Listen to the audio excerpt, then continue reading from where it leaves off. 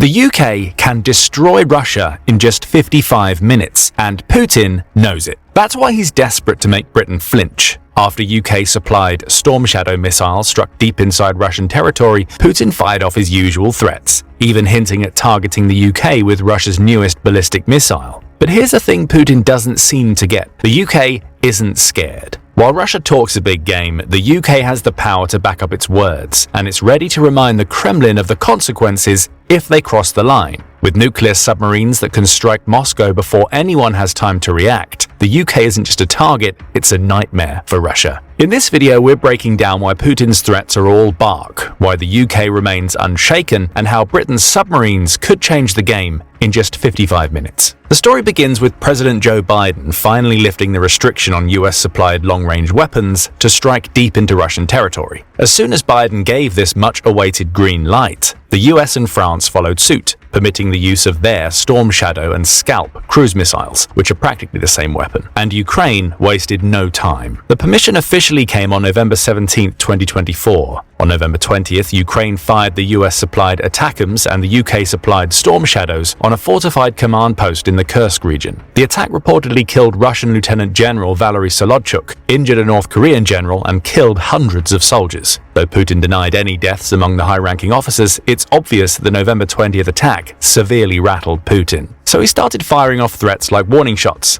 In a televised address, reserved for moments Putin deems critical, he issued a stern warning to the US and UK, accusing them of escalating the war in Ukraine. The message was simple: supply weapons used against Russia, and Russia will retaliate resolutely in a mirror way. He even floated the idea of targeting military facilities in these countries, a dangerous escalation designed to rattle Western resolve. During the same address, Putin boasted about testing a new missile, the Oreshnik, claiming that it's fast enough to evade any air defenses. Reportedly traveling at 10 times the speed of sound, the missile instantly became yet another tool in his arsenal of intimidation. Though the Oreshnik wasn't equipped with nuclear warheads when fired, Putin said that this weapon was comparable in strength to a nuclear strike, provided enough missiles were aimed at a target. But wait a second, Putin said that Russia would respond in a mirror way from now on. And as things stand, the UK wouldn't ever fire a nuclear weapon first. After all, the UK has historically showcased a commitment to a philosophy of deterrence, not aggression. So why are we even talking about a nuclear response from the UK? The answer lies in Russia's updated nuclear doctrine, which was unveiled only a day after the green light on long-range missile strikes into Russia. And as you'll soon see, the timing is no accident. With the new update, Russia has redefined sovereignty to mean much more than state survival. The term now includes regime stability, freedom from external influence, and even control of its information space. Any attack threatening these could now justify nuclear retaliation. And there it is, even a perceived external influence could now trigger a nuclear attack. The broad interpretation of this term blurs the line between existential threats and smaller-scale conflicts, creating a rather dangerous uncertainty. However, the doctrine does get rather explicit in specific parts, none of which inspire comfort. Russia's nuclear doctrine now explicitly states that if non-nuclear states like Ukraine act with the support of nuclear-armed allies like the UK, it could be seen as a joint attack, justifying a nuclear response. This language is a clear attempt to deter Western nations from arming Ukraine or escalating their military support. And that's not even the only potential trigger for a nuclear attack. The expanded list of triggers now includes military coalitions expanding near Russia's borders, large-scale exercises in proximity, threats to critical transport routes, and anti-satellite warfare. With this new list of triggers, Moscow ties even conventional acts to potential nuclear retaliation,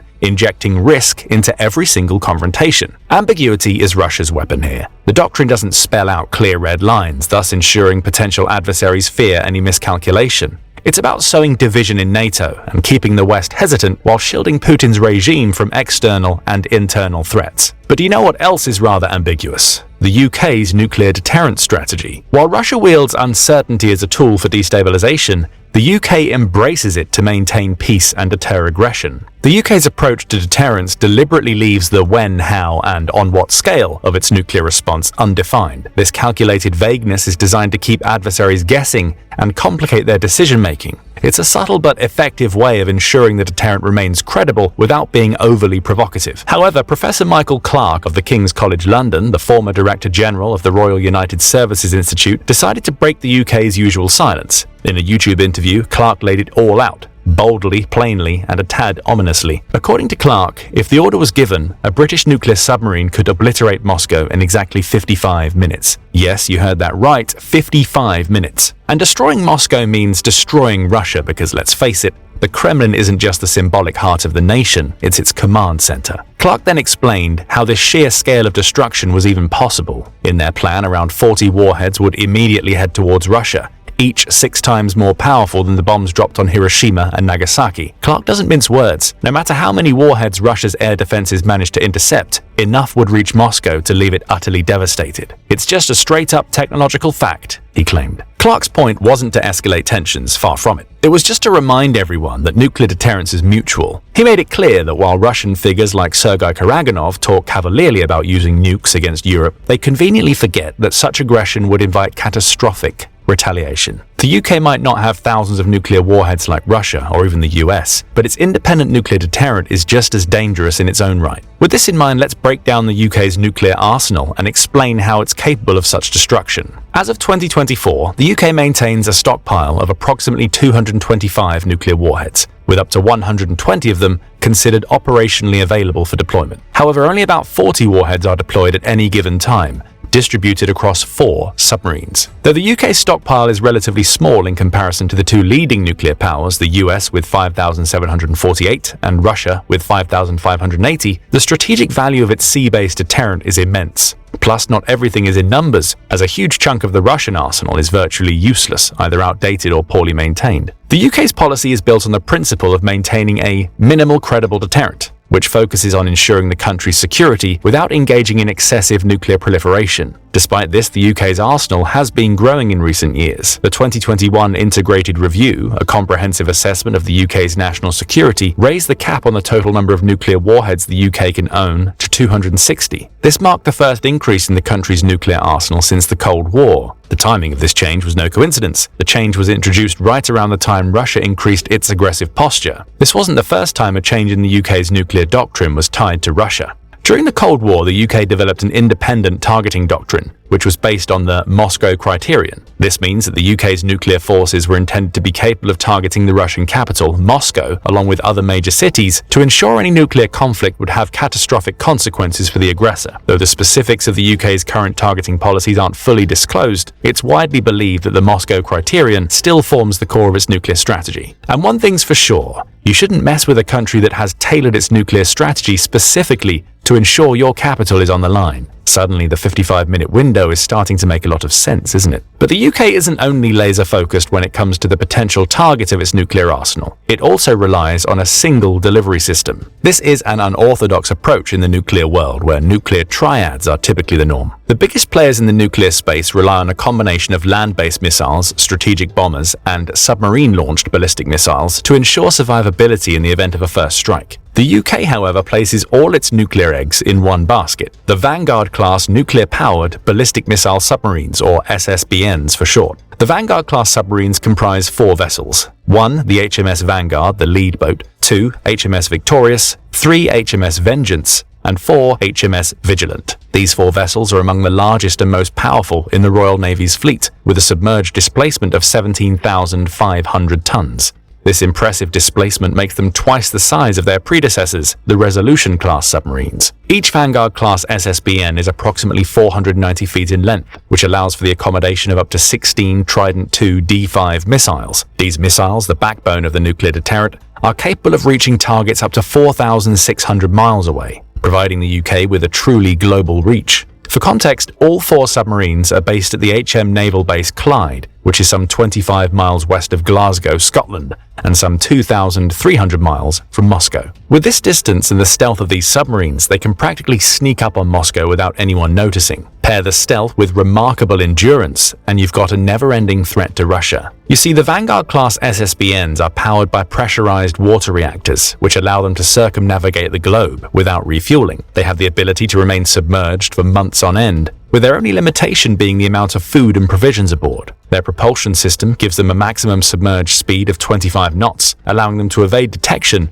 and maintain an element of surprise. But the real speed comes when the Vanguard-class submarines launch their payload. The Trident II D5 missile, which measures an impressive 44 feet in length and weighs around 130,000 pounds, can travel at a blistering speed of over 20,000 feet per second after just 2 minutes of the third stage motor setting in. That's more than 20 times the speed of sound, enough to turn any enemy target into a distant memory before they've even had a chance to react. The power of the Trident missiles is simply unmatched, allowing them to deliver warheads with devastating accuracy. Additionally, each submarine is equipped with advanced surveillance systems, including optronic masts and a combination of search and attack periscopes. This allows them to monitor and assess their environment without exposing themselves to detection. And let us tell you, these submarines are always watching. The core concept of the UK's nuclear strategy is the so-called Continuous At-Sea Deterrence, or CAS-D for short. This policy has been in place since 1969, and it ensures that at least one Vanguard-class SSBN is always on patrol. The same submarine will also carry a full load, up to 16 Trident missiles, ensuring it's ready to strike and strike hard at any time. This relentless patrol guarantees that there is never a moment when the UK's deterrent is vulnerable. But why is this deterrent exclusively sea-based? Well, this has been a strategic decision as much as a technological one. You see, Russia's military buildup, particularly in the nuclear domain, has been a focal point of concern for NATO countries, including the UK. Russia's ongoing modernization of its nuclear forces, combined with aggressive rhetoric and military posturing,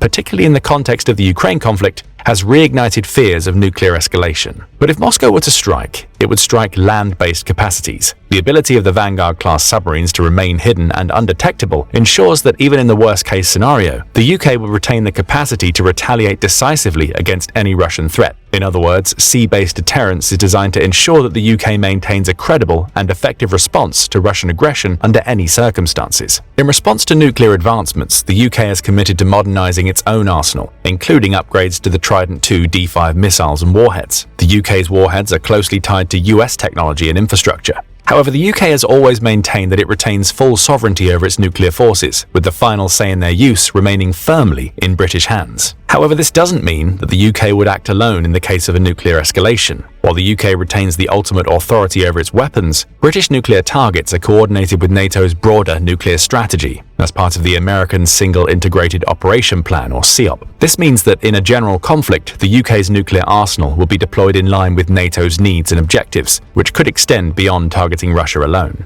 Yet, should Russia decide to launch a nuclear attack against Britain, the response will be unequivocal. All of the UK's nuclear deterrent would be aimed squarely at Moscow. In other words, the UK wouldn't hesitate to deliver its weapons directly to the heart of Russia's capital, making Moscow not just a target, but the target. At the end of the day, it seems the UK is quite prepared to take on Russia. That's probably why the country remains largely unshaken by Putin's frequent nuclear threats. In the UK, these threats hold little weight in terms of influencing policy or public opinion. The UK, along with Scandinavian and Baltic states, sees Russia's nuclear saber-rattling as more of a tactical effort by the Kremlin to instill fear and influence the decision of Western politicians rather than a serious threat. Essentially, the consistent, reckless nature of Putin's nuclear rhetoric has lost its impact in the UK, where the resolve to maintain a strong nuclear deterrent remains unwavering. The only thing that could potentially threaten this deterrent is the fact that each vessel in the Vanguard fleet has surpassed its originally planned service life of 37 years or more, and it's starting to show. All Vanguard-class submarines are increasingly displaying signs of wear. Maintenance problems like the recent incident where a faulty depth gauge nearly caused an accident highlight the difficulties the UK faces in maintaining these aging vessels. Lengthy patrols and extended maintenance periods, such as the nearly 4-year delay for the HMS Vanguard's deep maintenance,